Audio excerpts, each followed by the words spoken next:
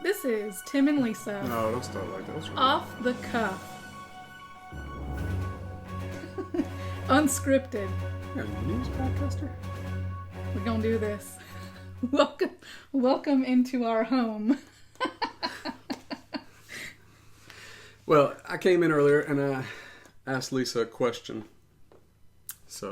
And she said, well, let's turn that question into a podcast. We've been talking about this for a while, actually. Just letting you guys into our conversations. Sometimes it's wacky, sometimes it's out there, sometimes it's just normal Bible stuff. But usually they are biblical in nature, I guess. This is how we go about wrestling with different topics, essentially. So this is not going to be our final position on doctrine. It's not always going to be theologically sound because we're wrestling with stuff and we're tossing ideas out. So that, if you're here for the final sound doctrine, I just need to know exactly what I'm supposed to think on this, you probably should just click away. Right now. Look for a different video on the channel. Yeah, but for solid teaching. But I think the Bible says iron sharpens iron. Yeah. And Lisa knows a lot about the Bible. And so do you. Thank you. I was waiting. I gave her. I mean, look at this. We How got could Bible. he not know? Now I lost so my place, much? and I got to go to the index, the table of contents again. Figure out how to find Genesis 3. All right. So he sat down. He asked me a question. He said, "What did you ask?" Yeah. You asked if I'd heard of somebody. Yeah. So listen. Again, here's another thing too that I want to just tell you up front. We listen to a lot of different videos, and we wade through what people have to say. But I think we have the liberty of doing that because we do know the Bible. So I probably would not even, there's a guy years ago, you know who I'm talking about, Keith Green. They probably don't know, but he was in the 1970s, he was a singer, but he was also a minister. And he said, when I first came to Christ, he said, I would just devour everything. He was like, it just didn't matter who it was. I just wanted to hear about Jesus. Yeah. And the same thing happened to me. This is what's I just would go anywhere that they had the doors open, that they were having a meeting. I just wanted to be wherever God's people were that were worshiping him. And I'm sure I ended up in some pretty crazy places from time to time. But what you do is you're just hungry for God, aren't you? When you're just zealous, you're new, you just want to be around God's people, you want to be where God's presence is. And so that's what Keith Green said. Listen, that's probably not the best idea looking back, but he was like, as a new Christian, what do you know? I would say probably as a new Christian, it's probably imperative that you start getting a firm foundation of solid doctrine. So probably don't just go to any random place. You might want to really pray and ask. If you've got someone you trust, find out from them some trustworthy sources and places to go. But always take it back to this book right here. There's commentaries on the Bible you can use, but what did Dr. Chuck Missler say was the best biblical commentary? Pop quiz. The Bible. The Bible itself. The best biblical commentary is the Bible itself. Now, with that being said, we're about to get right on outside the Bible. We're about to go. We're about to go extra biblical. Okay, we're not experts in anything we're talking about. This is how we start, because a lot of times people are like, well, man, you guys know so much on this topic. Well, that just comes with research, right? So we come across something in the Bible, like we're going to talk about in Genesis chapter 3 today, and we just ask a simple question. This is how everything starts with us. It's just a question of why? And then the first resource that we like to use is the Bible itself. Obviously, the Bible itself. So when I read something in the book of Genesis, first thing I'm doing is, what did Jesus have to say about it? What did his apostles have to say? What did his disciples have to say? What did the early church fathers have to say? Which many of them lived contemporaneously with the likes of the students of second and third generation Christians. So right. Either they knew the people who wrote this directly, or they knew the person who knew them directly. So so if you don't know who the early church fathers are, that's exactly what they are. Many of them lived in the first, second centuries after Jesus. Many of them were disciples of apostles. Not many, some of them were disciples of apostles. And so they have first-hand information. So the reason we reference them is not that their writings are biblical in nature, or canonical. Canonical. Canonical. Thank you. She helps me in that area all the time. They're not canon. They haven't been preserved in the 66 books of the Bible, but they do have some astonishing insights that you might hear us talk about different biblical scholars as well, like Josephus, that lived during the days of, let's see, probably after the... I don't know when he wrote, actually. He was a Jewish scholar, though. So he wrote... Well, I don't even know that he was really, like, Jewish, was he?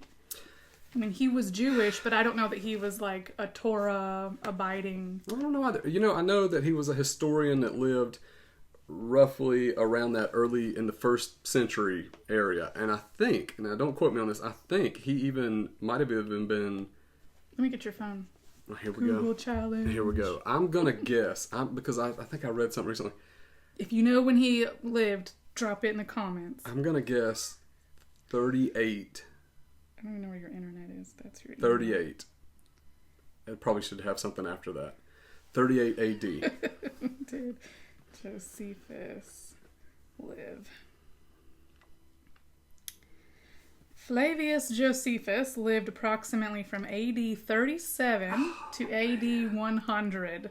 He was a Roman Jewish historian and military leader during his time. I did not know that about Josephus. I did not know about that either. So he was similarly to Luke, Luke who wrote the book of Luke and then the book of Acts.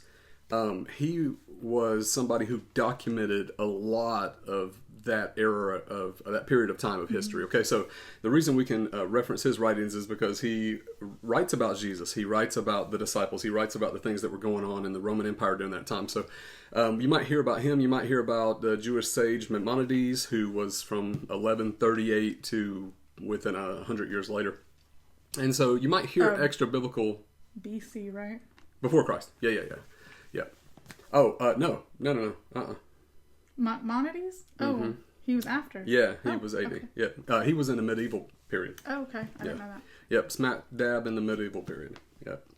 But anyway, so Maimonides was this highly venerated Jewish sage who was extremely familiar with the writings, like Targums, if you've ever heard that word. They were Jewish commentaries on the Torah, essentially. Okay, so they can be very useful as well. And I'm not overly familiar with Targums, okay, but I do occasionally run into quotes from like the Targum of Jonathan, the Targum of Angelos, some of those. So anyway, I'm just telling you that because you may hear... I don't think I've ever referenced a Targum. Not that I've not seen it referenced by someone else, but I don't...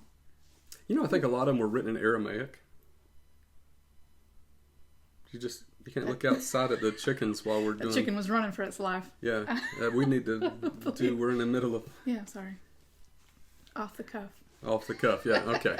So, yeah. Okay, well, she got me distracted. Back on topic here. So, I say that because you might hear extra biblical sources, and today, probably one that you're going to hear referenced is the Book of Enoch. Now, let me just say up front, the Book of Enoch is not considered part of the biblical canon, although at one point... It was widely used by the early church, and I do believe the Church of Ethiopia, the church that's in Ethiopia right now, still does look at the Book of Enoch as part of its canon. The reason we might even mention it, okay, we do not think, at least I don't, that the second book was even possibly or remotely written by the man named Enoch. It's clearly much later. I've actually not done a lot of looking into the Book of Enoch, so I can't speak to that. Certainly, I think about half of the first Book of Enoch, and then certainly the second half are almost certainly much later. Now, the thing we find intriguing is that, do you know, pop quiz, what Jude had to say when he quotes Enoch? Are you going to look it up? You're going to cheat real quick? Jude? Oh, that was quick. That was quick. I don't, but I do know that he references the Book of Enoch, and I'm sure it has something to do with the angels that... Yeah. It talks about, it's a prophecy of the Lord coming back with 10,000 of his holy ones is how it's put in the Book of Enoch. Now, the Book of Jude, I think it says 10,000 of his angels, I think is what it said. Do you know what verse it is? I don't, but it's such a tiny book. It is such a tiny book. Jude has one chapter. When you're looking for it, it's very big. It got... In her tiny Bible there, it's like a page and a quarter. So we should be able to find this pretty. You know, this podcast is gonna be like an hour if we don't. It's been a while since I've. Well, while she does that, I'm gonna flip us over to. Does your laptop have power going to it? It shouldn't have tried to go to sleep. Yeah, it goes to sleep. That don't make any sense. I didn't ever mess. Okay, well that's Archangel Michael. Last one's. I was joking about not finding the book There of we Genesis. go. But... Oh man, you haven't found the. Listen. There's this much of this Bible already. I know that doesn't seem like much, but these are paper thin. I mean, these are so thin. I am 31 pages in, and we haven't even gotten to the Bible yet. Okay, so I was like, I thought I would just casually flip, but no, it was going to be a while. Okay, I found it. It's verse 14. Okay. Jude says, it was also about these, so he's talking about the angels, that Enoch, the seventh from Adam, prophesied, saying, Behold, the Lord comes with 10,000s of his holy ones to execute judgment on all and to convict all the ungodly, convict all the ungodly of all their deeds of ungodliness that they have committed in such an ungodly way, and of all the harsh things that ungodly sinners have spoken against him. Yeah. That's a lot. That's a lot. Okay. Yeah, so anyway, I came in earlier and I just asked her, I was listening, here's the guy I'm going to tell you who I heard this video from, Dr. Michael Hauser. Heiser, if you're looking. This is like third time she's told me it's Heiser, but, if you're consistent, right? I am not endorsing Michael Heiser, but I thought he made some interesting comments. He's one of the ones that seem to believe that the seed of Satan that we find in Genesis chapter 3 were actually the giants, the Anakim, the Nephilim. Mm-hmm. And so my question, I can't even remember what my question was now. But here's the thing. I have taught, if you watched my Genesis teaching, you'll know that I kind of came to a conclusion that I believe the seed of the serpent, I guess we should probably make this clear. I firmly believe the serpent is Satan. I don't believe there was a literal serpent. I believe there was a literal Satan that was there in the garden. That's been taught clearly on our channel. If you got any questions about that, I can't rehash all that here. But Satan is the one referenced. We know that from the book of Revelation. There's 2 chapters in Revelation that call Satan the serpent. That ancient serpent's the exact words it use. It also calls him a dragon, but probably not in the sense that we think dragons like Schmog out of the Lord of the Rings. Probably not that. More like Mushu from Mulan. I don't know if that's true, but that's okay. But bigger. None of that helps. Mushu. You just pulled that right out. You're welcome. I knew I know what Mulan looks like. Mushu's the little red. Yeah, I remember what he looks like. Yeah. It's a Chinese version dragon. Chinese version, yeah. Yeah. Did you know that almost every civilization has dragon mythology? Yes, or snake mythology. No, the serpent mythology is huge. It is in almost every single civilization from the ancient Sumerians, which were part of the ancient region of Mesopotamia. So the Sumerians, the Akkadians, the Babylonians, all of these, the Egyptians, all of these early empires. Of course, the Egyptians weren't part of ancient Mesopotamia, I don't think, but don't quote me on that. They are in that region-ish. But I think the region is more like Ur of the Chaldeans in southern, what is that, Iraq? Is Iraq closest to Israel? Geography. We have to.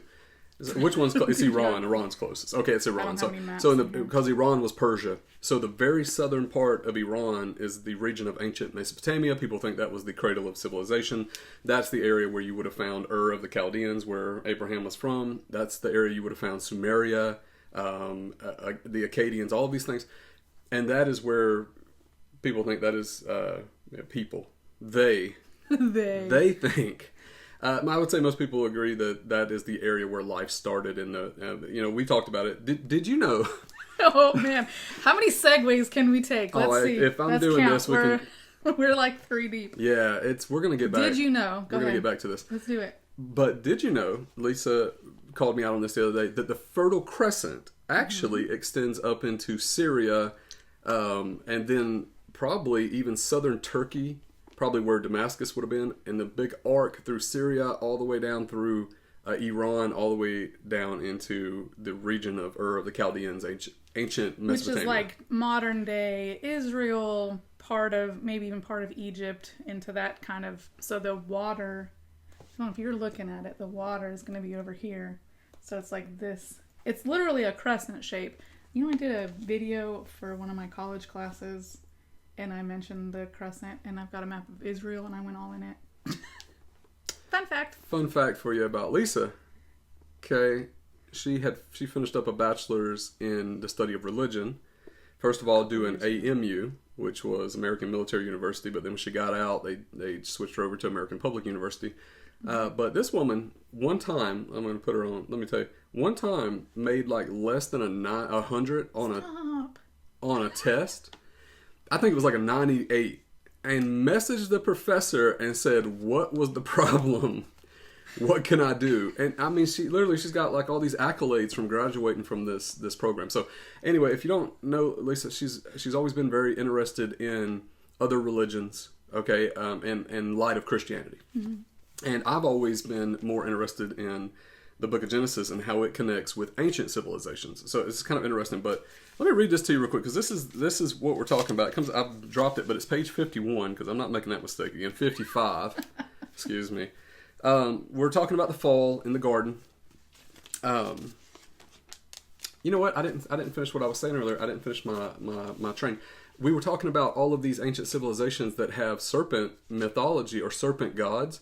And I am not kidding you. It literally is all over the world, even in the most ancient parts of the world, like, and I didn't mention it, but the Sumerians, even the Aztecs, which I think the Aztecs are the ones that are much earlier. It's the Aztecs or the Incans. One of them are much earlier that actually are even before Christ, like you know, by like 1,000 years before Christ. And one of them, they both have a god. One of them is Quetzalcoatl. And I can't remember his counterpart in the other. They're basically the same god because they share that myth. But anyway, though, all over the world. Even Australia's origin story, it has a snake. Norse mythology, which would be Germanic in that region. Everywhere. I mean, spin the globe and pluck your finger and down. You'll probably find a serpent story from ancient times. And, by the way, you'll also find ancient flood stories. Mm-hmm. In almost every part. That's very intriguing. But anyway, this is what I asked her, because, you know, Adam and Eve have sin. Their eyes are open. They're naked. They're in the cool of the garden. God pronounces a curse upon the serpent. And he says in verse 14 of chapter 3, it says, because you have done this, cursed are you above all livestock and above all beasts of the field. So you're more cursed than anything else. On your belly you shall go. Dust you shall eat all the days of your life. I will put strife or enmity between you and the woman. Okay. That's important. And between your offspring and her offspring. And then here comes what most would consider a prophetic verse. He shall bruise your head, and you shall bruise his heel. A lot of people look at that as if that is a prophetic word about Jesus Christ, where Satan had a small victory over him, almost as if he struck his heel on the cross. But 3 days later, Jesus Christ rose by the power of the Spirit, was resurrected, showing that God accepted him completely and perfectly. Mm-hmm. And by doing that, crushed the head. Most of you, I'm not sure if you know this or not, the head is symbolic of authority, right? Mm-hmm. So another thing, when, you know, kind of like when Christ took the keys of death, hell, and the grave. And I asked this a question, you might know. I called J.L. Knight years ago, and I was like, hey, are we talking about literal keys? Now, I know most of you are laughing at me like my wife is right now, but listen, when you're a new student of the Bible, mm-hmm. and you're just diving in, you're trying to figure out, like, is there really a 7-headed or 10-headed dragon with horns? You know, like, you're wrestling with this stuff, right? You don't really understand. And so, no, the keys that he took were the keys of authority. And we know that there's an angel, even Apollyon or Abaddon in the Greek, Abaddon or Apollyon in the Greek, who has the keys to the, do you know? The abyss. Or the bottomless pit. Bottomless pit. The abuso in Greek, mm-hmm. which is the abyss, the deep place. Hey, fun fact, since we're on this trail. Okay. Do you know that some people think that the abuso is actually that space between Hades and what would have been called affectionately as Abraham's bosom or paradise? The pre-ascension place of the righteous saints that were awaiting the blood of Jesus to be applied to their sins so that they could be made right with God and ascend into the heavens to be with him. So some people think that space in the middle would actually be what's known as the abuso. It's kind of interesting. Makes sense. Because there's at least a gap and you would assume a gap goes somewhere. And in case you don't know, this is something that Jesus told, and what we're told. We're going to keep occasionally reaching up to the screen because the computer keeps going to sleep on us. Jesus mentioned a rich man and then a beggar named Lazarus. They both ended up in the afterlife together, and he tells the story how there was a great divide between the two of them that was not crossable. You couldn't get across it. And so it's an interesting thought, if nothing else, you know. I mean, it's got to be somewhere. Right. So I guess we're 20 minutes in. We've kind of done an introduction on this. I guess the thing that we were talking about was, do you think that the seed of the serpent are giants? Mm-hmm. The ones that we possibly read about in Genesis chapter 6. I'm going to do a video on that, by the way, this week. Watch out for that. It's going to be good. It's going to be good. Do you think that we're dealing with Anakim, Nephilim, other memes? Or do you think we're dealing more, as I had taught, more symbolically of rebellion, and then why? Okay, so initially I would have said that I think they are the spirits of those creatures, because we know that they're half angelic, half human, and my own theology would think that when they die, I mean, they had life, so there's something to them. I don't know if they had a spirit or a soul. If they did, I believe that when they die, they don't really belong either place. And so maybe that's where we get the demonic spirits and that kind of thing. And I could see how we might say that it's the seed of Satan if we're referencing Satan's kind, like the angelic kind. So because we know Satan couldn't possibly have done that because God took the angels that did that and locked them up somewhere. And if that was the case, so we know they're in Tartarus is the word that the Greek New Testament uses. What is interesting about Tartarus? You're going to love this if you don't know it already. I mean, I probably do. Okay, what is the Greek mentality of Tartarus? Hades, right? Well, is it? It's actually where the Titans were locked up eternally. Which the Titans were the original gods who were conquered by Zeus and all of his the next main gods. But Tachyon, Tatian. Now, I warn you about him as an early church father. I think he actually got into a little bit of a heretical kind of doctrine later on. Mm-hmm. He ended up in a little bit of Gnosticism and a couple other things. But just interestingly enough, he actually made it was called his Address to the Greeks. And in that, he actually accused them of a few things. He said, you just borrowed, your mythology it's just been borrowed from the Hebrew Scriptures. And of course, this guy was a pagan. He was a Syrian, and then I can't remember what other part. But anyway, he was all into the Greek myths, the Greek culture. He was a part of that. But then when he became Christian and he saw the gospel, he rejected that. He accused him of a couple of things. He said, one, you've just using the Hebrew Scriptures to supplement. You've just perverted the Hebrew Scriptures. And then the other thing he says is that your myths are actually inspired by demons. Now, I know that's pretty wild, but why would he have said that? Well, let's think about the Titans, okay? Who are the Titans supposed to be? These giants, half gods, half, Well, they were the gods. They would have been fully God. And they were defeated by half God, their offspring, right? Which would have been God and, half God. Which is interesting in itself, right? And these stories are all about how this, but these gods, if you look at the Bible, there are gods or angels that are confined in a place called Tartarus. We find that in Jude. That's what she just read. They're confined in chains of darkness. Now, Jude's not the only one that talked about this. Do you know the other one? Mm-mm. 1 Peter. Okay. 1 Peter talks about these same angelic beings that are confined in chains of darkness. I just know that. I just read Peter. Right. A bunch.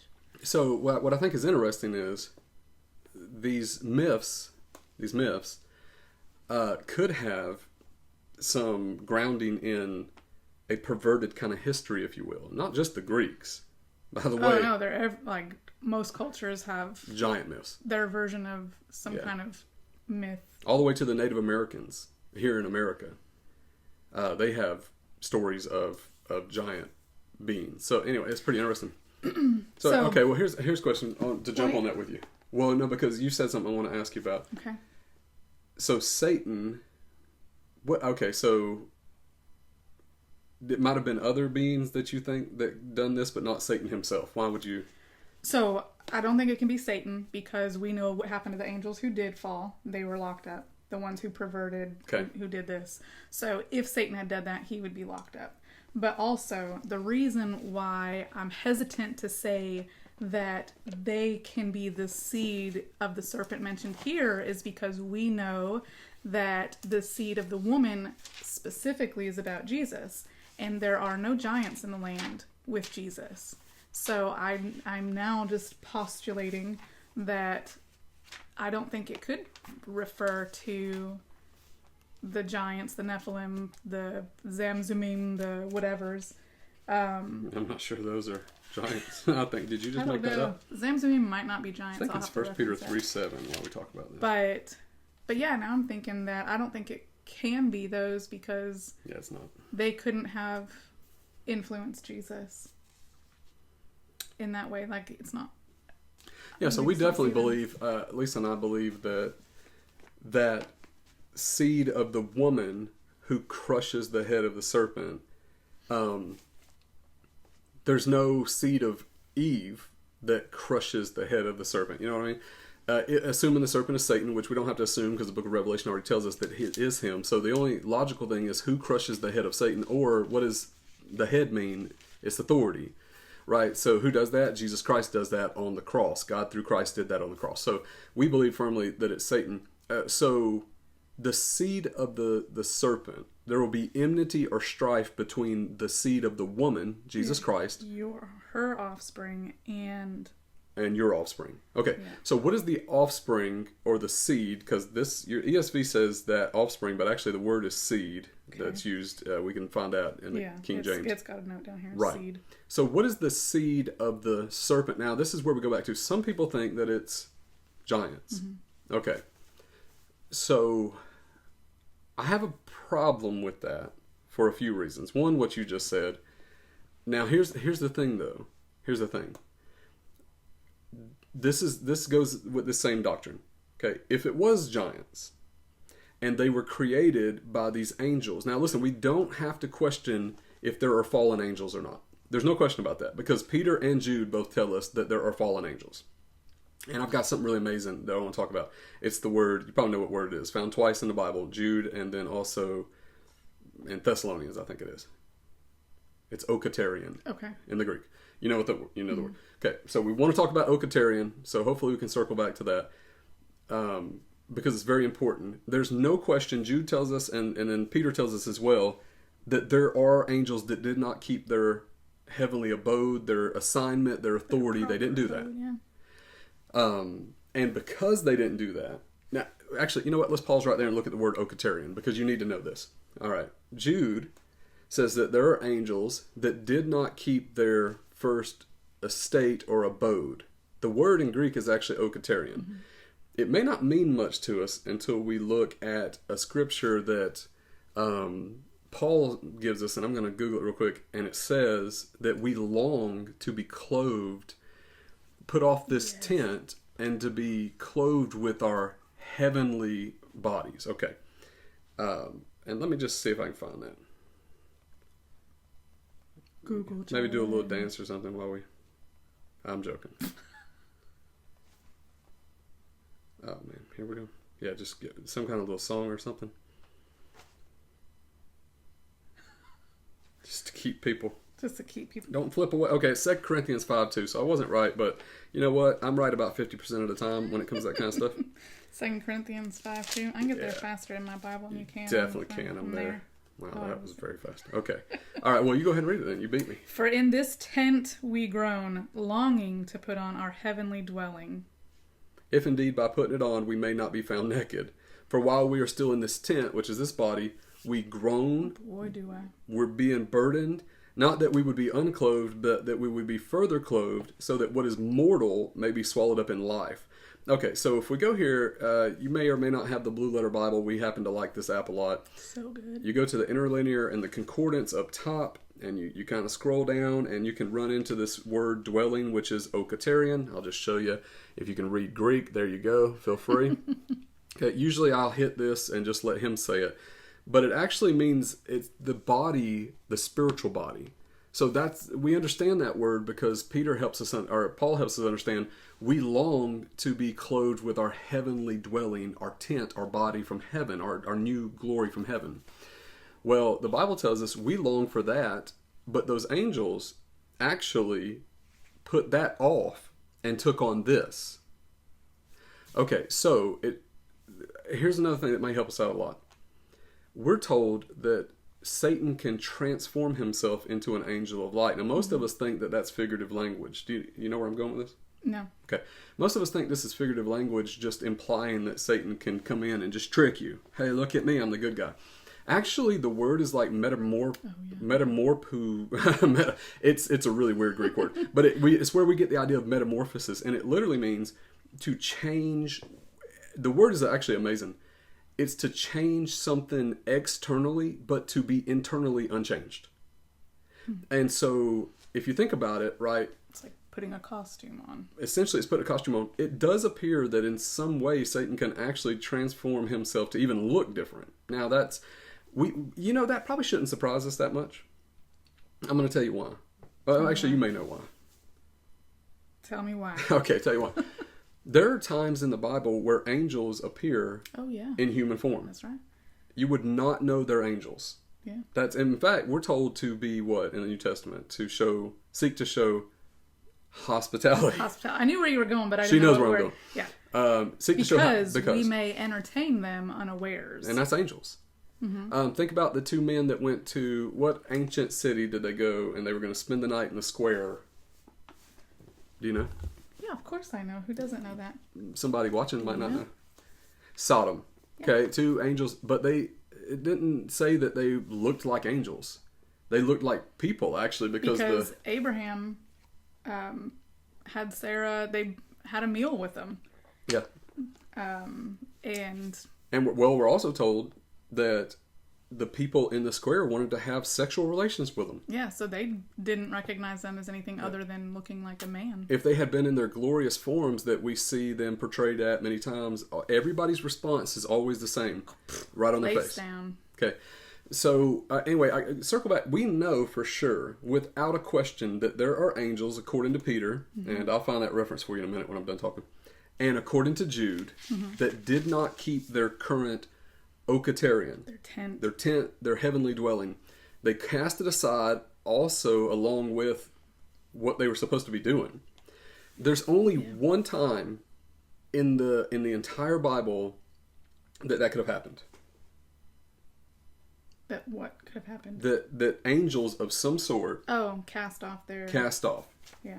And that would have been Genesis chapter 6. Yeah, when it says that the angels took daughters of men and had the offspring who are known as the men of renown, or the men, these mighty men of renown of old. And these are the ones that are called giants. Now, this is probably something to understand, worth understanding about giants. We've made them kind of myths, but there's a basketball player right now. He's a young guy in high school still, is 7'5". Okay, right now, 7'5". He's not broken. He is athletic. He's able to dunk. He's able to shoot the ball. That's 7'5" in modern day. We're not necessarily saying that he's a Nephilim, by the way. No, not necessarily. I mean, he could be, but we're not. If he starts killing people and eating people, we will know. You may think that's weird. That's how you can judge that one by its fruit. That's some of the ancient writings talk about how the ancient Nephilim would crave human flesh. Which is that where Jack and the Beanstalk gets his fee-fi-fo-fum, like making I don't know, bones into jelly or something? Maybe. Yeah, maybe. But so we do know, I mean, even now there are people that are really tall people and they're not called giants. At least not by our standards. Yeah. So it shouldn't be too much of a stretch to think that there were people I mean, 9 these foot guys tall. were like a separate people, not like a random tall person in the crowd. Right. I mean, these are literally a specific group of people that the Bible tells us in Genesis chapter 6 were the offspring of angels. And so a lot of people, the argument they have with that is, well, angels can't have relations. That's not what the Bible says. It says they're not given into marriage, right? It doesn't say that they can't, and we know they can take on human form because we've just told you that. We see that in Sodom and throughout the entire Bible. They actually appeared to Manoah and his wife. I don't know her name, I'm sorry. It might not name her. Samson's mother and father. An angel appeared to them and gave a message. It does not tell us what form Gabriel took when he appeared to Zacharias or when he appeared to Mary. We don't know. And Joseph. Yeah, we're not sure. I think he appeared to Joseph in a dream, actually. No, that was when he was supposed to go to Egypt. He was told in a dream to flee. Yeah. Mm-hmm. So anyway, Daniel. Every civilization has giant stories, lore. Myths. Mm-hmm. Okay, that's dates from ancient times. So we happen to believe that there was a literal race of giants. The Bible tells us there was. So there shouldn't even be a question on this because the notable giant in the Bible, Goliath, that David slew. Well, and then we know that King Og had a ginormous bed. He was the king of Bashan, which is in... the bulls of Bashan. Yeah, that's interesting too. So the northern part of Israel, at the area of Mount Hermon, Og, the king of the giants. And we know that giants were from the very earliest times. So this should not be a surprise to us that these sons of God that saw the daughters of men and then they took them. This shouldn't be a surprise that this is not myth. Lives. Yeah. I mean, this happened, right? And it may seem weird because we're so far removed from that. Yeah. But I think I heard somebody say this today that I think is really interesting. He was like, you know that we believe in a God who took on flesh and looked like us and walked among us, right? We believe that angels are ministering spirits that minister to those who inherit salvation. We believe that we're supposed to be hospitable because we could be entertaining angels. We believe that Jesus opened blind eyes, deaf ears, raised the dead. I mean, we believe these things, right? We've seen these things. There's even modern miracles that are attested to. We believe that there's a supernatural world somewhere where God rules in a heavenly celestial planet with Jesus Christ on the throne, with his spirit, and with the seraphim, with the cherubim, which are these fantastic creatures. Yeah. And then there's angels there. We believe all of that, but we have a lot of trouble. Gold and rivers and... Right. Yeah. But we believe when we die, something inside of us is going to be called up to that heavenly place to be what we can believe all that, but we have a lot of trouble believing for some reason that angels can take on flesh and procreate with women. That seems fantastical to us. Yeah. It's because we've got so much myth influence from the Greeks and from the Romans. And I think that one scripture that we already referenced throws a lot of people.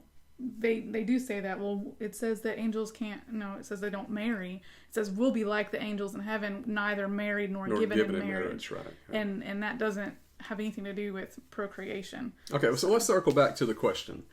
Circling back. Are we talking about, are the Anakim and the Nephilim the ones that were in Canaan? So I'm having another thought. Let's get it. Okay. So I think the Bible can be interpreted in layers. It can have a past application and a present application and a future application. And so when I'm looking at this, it says, I will put enmity between you and the woman. So that's talking to Satan. And that's right, the woman. Between your offspring and her offspring. He shall bruise your head, you shall bruise his heel. So that could have been applicable for then, because we do know that the giants were in the land. They were a blight on the land and terrible to the seed of the woman, which every human is a seed of Eve. We all can trace our genealogy. Well, maybe not literally, but we can trace our genealogy back to her. Literally, but maybe not like actually. So it could be applicable then. Okay. That maybe that reference is then, and then also future, there has to be some other interpretation of what the seed of Satan would be, because there aren't giants harassing the people in the land at that point. So I think there has to be at least a third application, or a second application if I can count. Let me read this to you real quick. We're talking. Okay. It says, "For God did not spare the angels when they sinned." Okay, this is 2 Peter 2:4. Okay. "But he cast them into Tartarus." Okay. "And he committed them to chains of gloomy darkness to be kept until the judgment. And if he did not spare the ancient world, but he did preserve Noah, who was a herald of righteousness, with 7 others, when he brought a flood upon the world of the ungodly. If by turning the cities of Sodom and Gomorrah to ashes, he condemned them to extinction, making them an example of what is going to happen to the ungodly. And if he rescued righteous Lot," okay, etc., etc. He goes on here to talk about the end days, what he's going to do. But the point is, if he did not spare angels when they sinned, but cast them into Tartarus. Okay, so that's where we get that from Peter. Mm-hmm. So Peter and Jude both agree on this. So we do know that there's angels. When did those angels fall? Well, I believe, and this is turned from like who is the seed of the serpent almost into who are fallen angels. But I mean, I don't see another scenario. Genesis 6 tells us plainly the sons of God, which by the way is a term. It's B'nai Elohim. It's a term that's used of direct creations of God throughout the entire Bible. It's used of Adam. It's used of the angels in the Old Testament, and then in the New Testament to Christians. It would be us only if through Christ Jesus that we're adopted into the family. We're a new creation. But otherwise, you're B'nai Adam because you still have your sinful nature, and you have not yet taken on your Christ-like nature, your forgiven nature. So a B'nai Elohim. Yeah, those would be the sons of God, and these are these angels that rebelled against God. Now, here's where I told you we talk about the book of Enoch quickly. Again, not canonical. And we didn't set that up, I promise. That will happen anytime you talk to me. It says that there were 200 angels that came down upon Mount Hermon. That's important for you to understand because of King Og of Bashan, who was the giant who ruled there, and a lot of other very interesting things that happened up there. But anyway, that area, they supposedly came down on it and decided to make a pact together where they would go and take these women that they found appealing. So, you know, it's just an interesting thought. But we do know that between Genesis 4:26, when Enosh, the son of Seth, is born, and Genesis chapter 6, somewhere around 800 to 1100 years, let's call it that for just a very rough estimate, has passed. And we do know that the earth is completely wicked, utterly violent. And there's not one. Yeah, there's a lot of church fathers who talk extensively about this. And they talk, listen, there's upwards of probably 15 early church fathers who talk about the giants that lived during that day. I mean, this is not something that, it's something that we've kind of lost to history, but there was a lot of, from Jude to Peter, there's 2 witnesses for you right there telling you the same thing, that these angels failed. When did they fall? Who are they? Who are the ones that are bound up in Tartarus and these chains of darkness?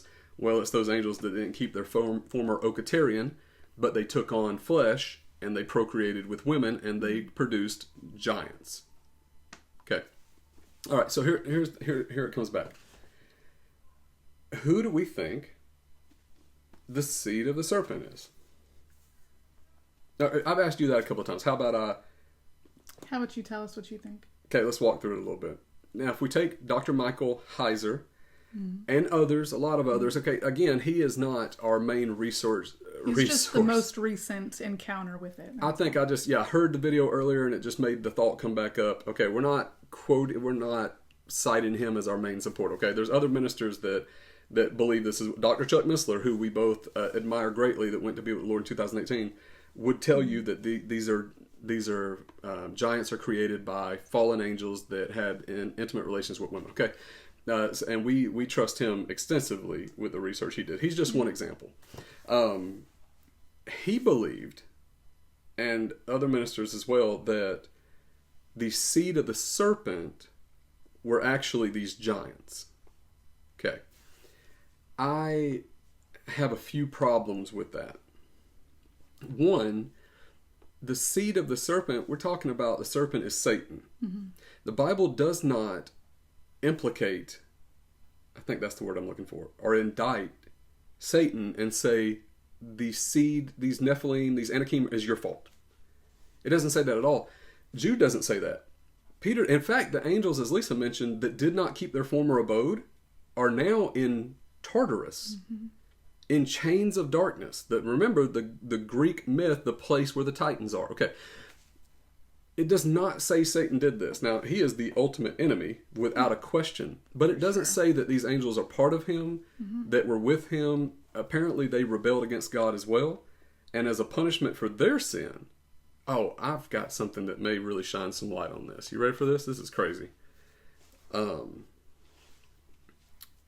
It says that Christ actually went down into paradise and preached to the souls that were formerly disobedient in the days of Noah. Did you know that? Yeah. How crazy is that? Why did that happen? Well, I can tell you what I think, possibly. God destroyed the entire earth. Now, some people think that it's 1 Peter 3:19, by the way. Some people think that it was because of the offspring of angelic and human relations. And they had corrupted the earth. Okay, some people think that. This is what 1 Peter 3:19 says. Oh, this is amazing. I've lost Peter. It's not in my Bible anymore. I had trouble finding it too. It tells is. you I should probably read Peter more often. For Christ also suffered once for the sins, the righteous for the unrighteous, that he might bring us to God, being put to death in the flesh, but made alive in the spirit, in which he went. Okay, he went in the spirit, and he proclaimed to the spirits in prison. What prison? Well, that's Hades. That's where souls are kept, either in a righteous department of Sheol, which would have been Abraham's bosom, or in an unrighteous area, which would be Hades. Okay. He proclaimed to the spirits in prison because they formerly did not obey when God's patience waited in the days of Noah. Okay. While the ark was being prepared, in which a few, that is 8 persons, were brought to safety through water. So, I don't know what to make of that. I don't know if you do. But I know that Christ Jesus in the Spirit went down into a prison that was kept specifically for the people that disobeyed in the days of Noah when the ark was being prepared. So do you think only those people from the days of Noah are in that compartment? Or is that the compartment where everyone is? You know, I have no idea. I wonder if it's the word prison. I never thought about it until just now that it would only have been those people. I guess I just, in my mind, would have thought that Christ went to preach the good news to anyone who hadn't heard it as an offer for them to accept. Well, I think there's a few things he did, right? Righteousness. One, he definitely would have emptied out Abraham's bosom because those souls were trapped there because he had not shed their blood. They were already considered righteous. Yeah. We already know that. Their righteousness was established, but here's the deal. It was their righteousness. And the righteousness that makes us right with God is the righteousness of Jesus Christ. So when he went down there, he sets those captives free. So, but that's what I'm getting at. So he revealed himself. A separate compartment where the righteous people went, the Bible doesn't say. Everyone else. Oh, well, yeah. I mean, certainly because there's Hades, there's the unrighteous compartment. Right, but the people in Noah's day were unrighteous, surely. Oh, they were terribly. But I guess it depends on what. Yeah, this. So Abraham's bosom, and then everybody else. I've never thought about it. Video for another day, off the cuff, another day. Yeah. So he went and proclaimed to the spirits in prison because they formerly did not obey this. Okay. So what was I looking for here? I don't know. What word was I looking for? Christ also suffered once for sins, the righteous for the unrighteous. Oh, whatever grave, abyss, Abraham. Proclaimed to the spirits in prison. Yeah. That's very interesting. What's the prison? Oh man, let's find out together. You ready? The spirits he went and made proclamation. Well, that's not good. It doesn't actually have the word. Hey, you know what it is? It's caruso. Caruso. To be a herald, to officiate. It doesn't say where. Boy, I wish it did. Is there any context? There's no context for it either. I do not know. The only thing we can say is that parable, Jesus definitely told the parable that there was a compartment where people that would have been righteous, but they were righteous, but they weren't the kind of righteousness that God's so like people like Abraham, Moses, Aaron, those guys. Except, I don't know. It's that's a mystery for another time. So so here's what I think about. Here's the problem. We know that if the seed of the serpent, if that is Satan, which I don't have a way to there's no way I can not believe that's Satan, considering what Revelation 12 and 20 says. Not 12:20, but Revelation chapter 12 and Revelation chapter 20, I believe it is. That is Satan. So the seed of Satan, what is that? Well, the Bible does not tell us that Satan had anything to do with fallen angels having relations with women. Okay, can we implicate or indict him or blame him for everything? Yeah, it's just that the Bible doesn't say that, but it does say that there are angels that did not keep their former okaterion, their former glory, their former abode. They cast that off and they took on flesh and they had relations with women. We know that. Those angels are bound up in a place called Tartarus in darkness right now, that they're awaiting the day of judgment. So where's Satan at right now? He's still a ruler of this world. He's still on the loose. And by the way, I know I probably shouldn't even interject that. I was about to say Satan is not necessarily an angel. If that blows your mind, we'll do another video on that. But anyway, the point is that I'm not sure that it was just Satan's grand plan to create all these beings that would go and pollute the bloodline of humanity. It's an interesting thought, which is essentially what they're coming to, is that it was Satan's plan that angels would go be with women and that they would have all these offsprings and they would pollute the bloodline. A lot of people say that the word there that Noah was perfect in his generation is a genetic term. That's how it's used in the Bible, is what they'll say. He was genetically perfect. There's something to that is kind of interesting, because we do find giants after the flood. We can blame Noah's, either his wife handing down something genetically to her sons, or we can blame Noah's daughter-in-laws for having a genetic issue that would permitted, because that's all you need, right? You just need the potential in one of the parents for there to be a giant. So if any of those women had people in their history that had had relations with giants, that could have been passed down to any one of those three women. And that easily explains how we have giants again after the flood.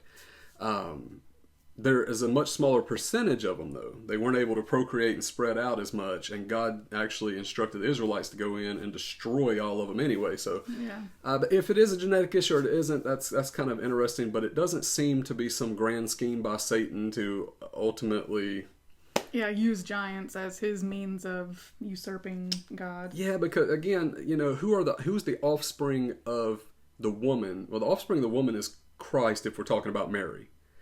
And we could even maybe think figuratively that could be the Christ as he represents the righteous. That's a bit of a stretch, but we know for sure if we're talking about Mary, then the offspring of Mary is Christ. Mm-hmm. And if we're talking about the serpent, who is the devil, who is the offspring of the devil? Well, he's never had any children. So I think it's possible that the seed of the serpent are the sons of disobedience. Because think about this. What gets planted in a heart when they hear the gospel? The truth. The seeds. Remember, that's the parable that Jesus tells us, right? You mean the parable of the seed that I've just pulled up? This is different. This is not that Okay, one. but think about this. What gets planted in the seed, or in the heart? The seed of the gospel. Mm-hmm. That is supposed to be tended to and grow, right? What gets planted into the sons of disobedience? The seed of rebellion. Satan is a rebel, a usurper. We find that from the beginning. He is the great rebel from the very beginning. And he sows discord and rebellion in the sons of disobedience that, by the way, are called his children. Yeah. We also know in the Bible that Satan has servants. One of the apostles tell us that because they, like Satan, are able to disguise themselves as workers of righteousness, but they're false apostles. Well, and Jesus even calls some of the religious leaders back in his day, tells them, you're of your father, the devil. So what would be enmity between the seed of the woman, Jesus Christ, and the seed of the serpent? The seed of the serpent, in my opinion, are the rebellious children, the workers of wickedness, the disobedient, those that are, in a sense, prepared for destruction. that rebellion, that wickedness is at complete strife and enmity with the righteous Son of God. And who is by extension the Son of God? We belong to him. We are the righteousness of God. And what are we told? To have no part with the world. Mm-hmm. Now, I'm not saying that we don't go out and minister to people and love people. In it, but not of it. Right. They're called the children of disobedience is what they're called. And they are under Satan's kingdom according to Colossians chapter 1, verse 17. So the parable, this one in mine is titled The Parable of the Weeds. It comes out of Matthew 13, verse 24. And that's where there's a man who sows good seed in his field, and while they're sleeping, someone comes and sows weeds. And then he explains it later, but this is the verse that stood out to me. The workers ask him, they're like, didn't you sow good seed? And then the disciples ask him to explain it, and he says, the one who sows the good seed is the Son of Man. The field is the world, and the good seed is the sons of the kingdom. The weeds, the seeds that grew into weeds, are the sons of the evil one, and the enemy who sowed them is the devil.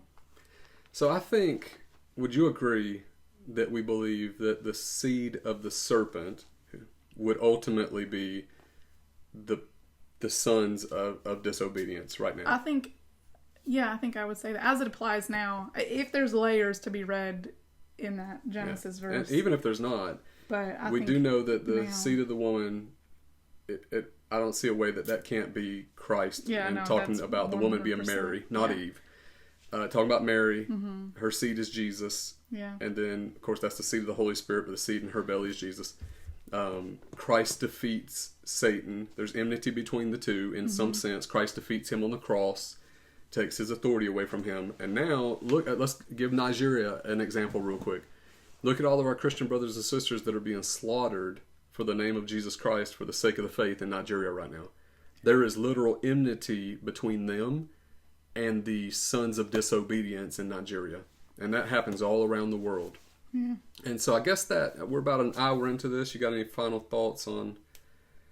If you had a question about my shirt, Smuggler, there is, I'll link it in the description if we do post this. It's a group of people who actually smuggle Bibles into different countries where they can't readily gain access to something like this. I have 50 of them in my house, and they can't even get one. Yeah. So sometimes it's so extreme that they might even have some preachers that have like one paper from the Bible, and they'll just preach from that like over and over and over. Whatever, some of these really locked down countries. Yeah, whatever they can get their hands on. But anyway. Well, hey guys, do me a favor. Show us your love by liking, sharing, but most importantly, probably in the comments, so that we'll know if this is something you enjoy. I do want to remind you again before we wrap this up. This is just what we would do. Cuff. Right. This is what we would do privately if we were just talking. And we just thought that maybe you would enjoy that. Again, if we tell you that this is our doctrinal position and we believe we can support it, then you can take that to the bank. Otherwise, the things that we're just postulating about, please don't make a mountain out of a molehill. These things we have a lot of fun with. And if you've got any ideas, again, iron sharpens iron. If you've got a comment or an idea or whatever, let us know. Because, I mean, we'd like to wrestle with it. And you might have the piece that helps us understand what we're talking about. So yeah, and if you got any ideas you want us to talk about like this, let us know. Dinosaurs is a fun one. That's something we love to argue about all the time. Aliens, let's do it. Yeah, so you'll probably find videos that we do if we continue this. If you let us know in the comments, you let us know by liking it, just so that we'll have some kind of visual metric to know how many of you want to see more of this. Comments help us out a lot. Please don't beat us up in the comments because of our opinions, because again, these things we wrestle with, we kind of we cut away the things that don't need to be there. And again, I want to tell you this, we always, first thing is we weigh this against itself. Yes. First and foremost, before we ever reference any external sources, we look at what this has to say about itself. And we build doctrine from this, and then we love to support it, if possible, with extra biblical references or source material. So anyway, again, like, share, comment if you don't mind. Let us know what you want to see next. There's all kinds of topics that we talk about that are just fun. If we don't think we can talk about that, we probably won't. I'll be fair about it. We'll probably just let you know in the comments. If it's something for instance, probably don't ask about the supposed gap theory, because just to be real about that, that's probably not something we are even familiar enough with at this point to even wrestle with. Let's do it. Oh, goodness. All right, guys. Well, I'll tell you the same thing I always tell you. If my closing remarks is that I pray that God will bless you with a further knowledge of himself as you study his word, and that he'll reveal himself to you through this. That's always my blessing to you, always my prayer for you. You got anything? Always ask questions and then go look for the answer. And God will enrich you. I find this kind of thing enriching. It blesses me to have these conversations, to learn more about his word, even if it's something where it's kind of nebulous, it's just out there, and maybe it'll be never anything that I personally apply to my life. Sometimes it's just fun to have the conversation. So yeah, thanks for joining us off the cuff. And all right, until next time, peace out. Peace out.